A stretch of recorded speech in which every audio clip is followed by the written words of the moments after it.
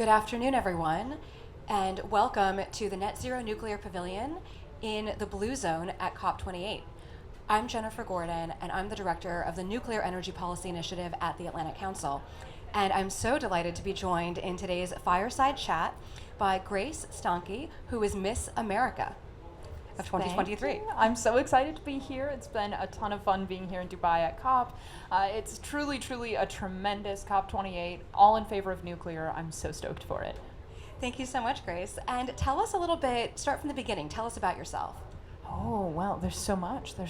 My name is Grace. I am a nuclear engineering student, hence why I support nuclear energy so passionately. And it's been such an exciting time because as Miss America, I get to really travel the globe, which is pretty unique for most Miss Americas. But because of the initiative supporting nuclear, making sure that it's an accessible energy source for clean, reliable energy for countries that are looking to switch to zero carbon, I want to talk about that. And it's been really incredible because I've done about 210,000 miles of travel.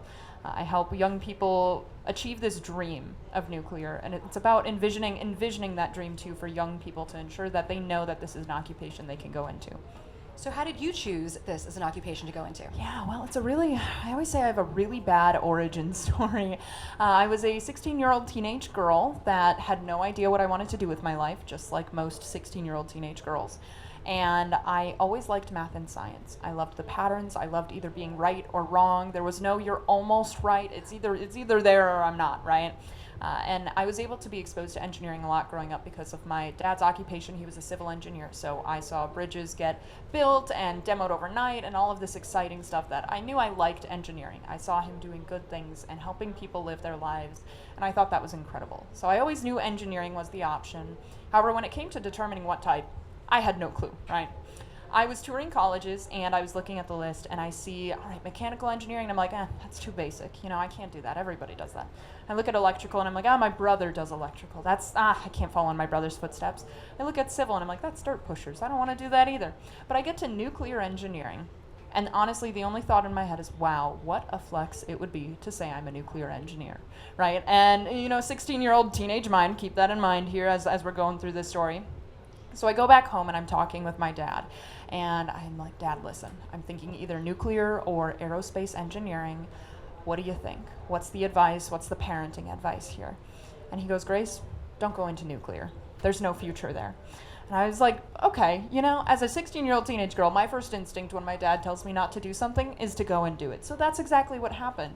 And what I learned in that first semester of school as a nuclear engineering student completely changed my perspective on nuclear science as a whole. I didn't know a lot about nuclear science going into it. I thought there was 2 reactors in all of America.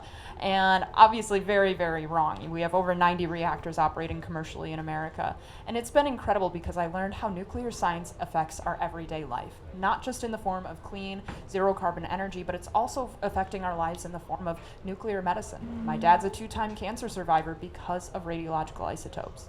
In terms of radiation being a part of our normal lives, smoke detectors, bananas, granite countertops, avocados, all of these things, completely normal and daily parts of our lives. So nuclear science is all around us, and it frustrated me that people weren't embracing it. And imagine if we could embrace it. Imagine if we did embrace it, what kind of future we would have and what kind of support for our society we would have. It's amazing. Thank you so much for that incredible answer. Grace, I really like what you said a moment ago about you're either right or you're wrong, and there are clear answers in nuclear engineering and in math and in science, but you're also a musician. So tell us a little bit about that. Yes, I'm a classical violinist. I have been playing for 13 years now. Wow, just added on another year. That's exciting. And honestly, my violin taught me so many incredible skills that I would never have had otherwise. It taught me how to fail. I was usually pretty good at math and science all throughout school. That I didn't have to struggle too much. But my violin, I wasn't good at it. I was not naturally good at my violin. I had to work at it, and it taught me that patience and that perseverance and that tenacity in order to accomplish it.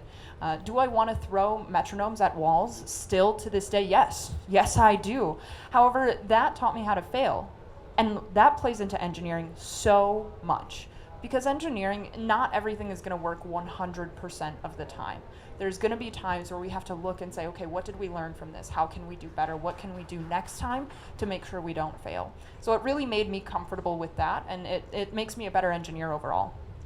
So it seems like there's a common theme in your life, which is to practice, practice, practice, and to just apply yourself and never give up. And earlier you said that that was your approach to public speaking as well. So what do you want engineers to know about public speaking and about communications? Oh, the biggest thing is it's not always a lecture, right? Sometimes it's a storytelling experience. It's an engagement. You want to make people walk out of that experience and say, wow, that was incredible. I felt this way. Part of my preparation process for Miss America, this was a really awesome skill that I feel like I developed, where it wasn't about formulating an answer with content. It was formulating an answer with feelings and emotions, and knowing that when somebody walks away from this, I want them to feel this way. And that's something that goes beyond technical, right? Nuclear is a very, very technical industry. We're very intense on that, and for good reason. We have a priority of safety, we have a priority of preparation, and it's for good reason. However, when it comes to discussing nuclear, we need to make sure that we're open and we're showing the human side, the emotions, because it's the humans that make these plants work. It's the teams of people that operate them. And that's what's so incredible and what really makes the industry what it is. So I love this emphasis that you just mentioned on the way that you make people feel when you talk to them. And today at COP, it's Youth Day. So what do you want, what's your message for young people here at COP today? Honestly, never. Okay, first of all, you can't dream too big. I'm Miss America, nuclear engineer, competitive water skier, classical violinist. I would have never expected to be in this position at COP28, advocating for nuclear, ever in my life. But here I am, and I'm so honored and so thankful. So there is no dream that's too big. And sometimes you've got to put the work in yourself. As you kind of recognized, I'm a person that likes to take on challenges, and that is so, so important. Just because something is done a certain way doesn't mean that's how it should be done. And it's up to us, it's up to you as youth to make sure that we're actively changing things in order to improve. That's the whole point of growing up, is to do better, and that's all I ask of people. What's next for you after Miss America concludes and after you graduate?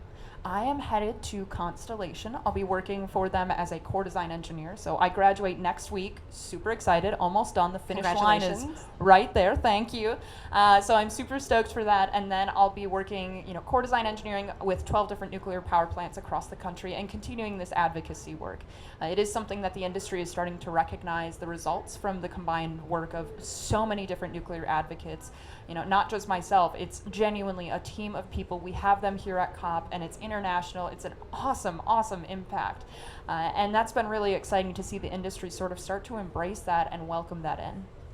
So speaking of the industry changing, it seems like this COP is truly a milestone, and maybe we could even go so far as to call it the nuclear COP. Ooh, saucy, okay.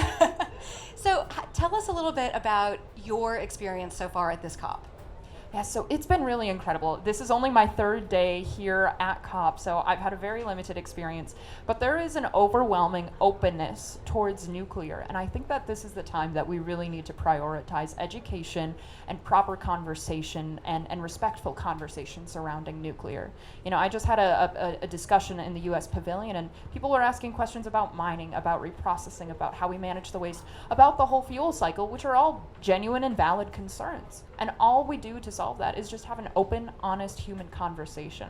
And that's exactly what I did there. So it's really, really incredible to be able to see that here at COP28, if people aren't already on board with nuclear, they're at least willing to have the discussion around it, and typically they walk away in support of it.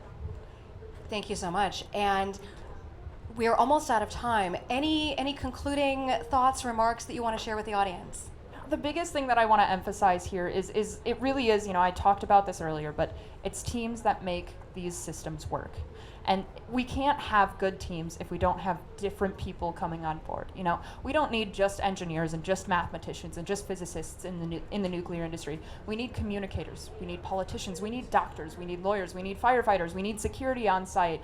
It's truly an industry where everybody has a place. Everybody has a spot that they can belong. So I encourage you, whoever you are listening to this, watching this, seriously, consider entering into the nuclear industry, helping it out in any way, shape, or form that you can. Thank you. That's such a wonderful note, I think, for us to conclude on, a wonderful call to action. Thank you so much, Grace, Miss America, for spending this afternoon with us. Thank you, Jennifer.